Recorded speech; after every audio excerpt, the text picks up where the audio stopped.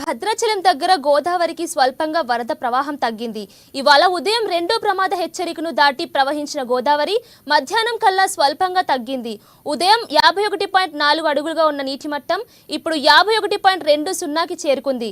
మరోవైపు గ్రామాల్లోకి వరద రాకుండా అధికారులు కరకట్ట నిర్మాణ పనులను వేగవంతం చేశారు. ఇక దీనిపై మరింత సమాచారం శ్రీనివాస్ అందిస్తారు.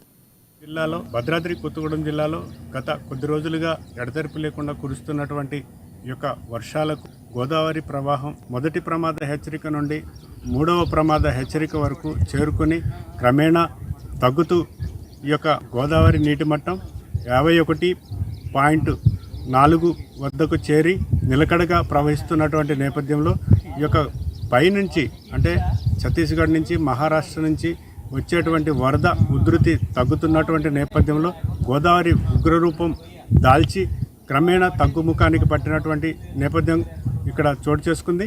అలాగే పునరావాస కేంద్రాలను కూడా జిల్లా యంత్రాంగం ఏర్పాటు చేసినటువంటి నేపథ్యంలో ఏ విధమైన అంటే ఈ యొక్క గోదావరి పరివాహక ప్రాంతంలో ఉన్నటువంటి మండలాల ప్రజల గ్రామాలు ఏవైతే ఉన్నాయో ఈ యొక్క గ్రామాలు ముంపునకు గురైనట్లయితే ఈ యొక్క ప్రజలను పునరావాస కేంద్రాలకు తరలించేందుకు కూడా అధికారులు సమాయత్తం చేసినటువంటి నేపథ్యం కూడా ఉంది.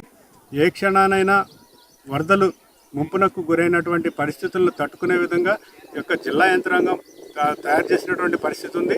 అలాగే ఈ యొక్క భద్రాచలం నుంచి అల్లూరి సీతారామరాజు జిల్లా ఎగుసీలేరుకు వెళ్ళేటువంటి చింతూరు, ఎగుసీలేరు, మోతుగూడెం వెళ్ళేటువంటి ప్రధాన రహదారి ఏదైతే ఉందో భద్రాచలం పట్టణ సమీపంలో ఉన్నటువంటి ఈ యొక్క గోదావరి కరకట్టను ఈ యొక్క రహదారి క్లోజ్ చేసినటువంటి పరిస్థితి కనపడుతుంది.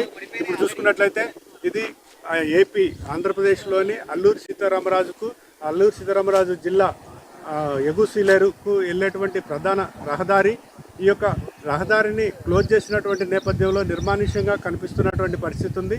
అలాగే ఇటువైపు భద్రాచలం పట్టణానికి వెళ్ళేటువంటి ప్రధాన రహదారి ఇది భద్రాచలం పట్టణానికి వెళ్ళేటువంటి ప్రధాన రహదారి.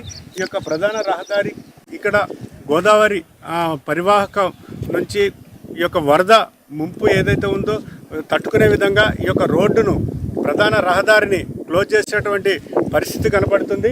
అలాగే ఈ యొక్క గోదావరి పరివాహక ప్రాంతం కరకట్ట నిర్మాణం దశలో పూర్తి కావస్తున్నటువంటి నేపథ్యంలో అధికారులు కూడా ఎప్పటికప్పుడు పర్యవేక్షిస్తూ ఈ యొక్క వరద ఉధృతిని తట్టుకునే విధంగా ఈ యొక్క కరకట్టను ఈ యొక్క ఊర్లోకి వరద రాకుండా నిర్మాణం చేపట్టినటువంటి పరిస్థితి ఉంది.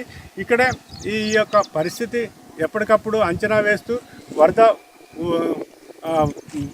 భద్రాచలం పట్టణానికి రాకుండా చర్యలు తీసుకున్నటువంటి నేపథ్యం కూడా కనిపిస్తుంది. అలాగే ఈ యొక్క తాలిపేరు ప్రాజెక్టు నుంచి కూడా వరద ఉధృతి తగ్గుముఖం పట్టినటువంటి నేపథ్యం ఉంది.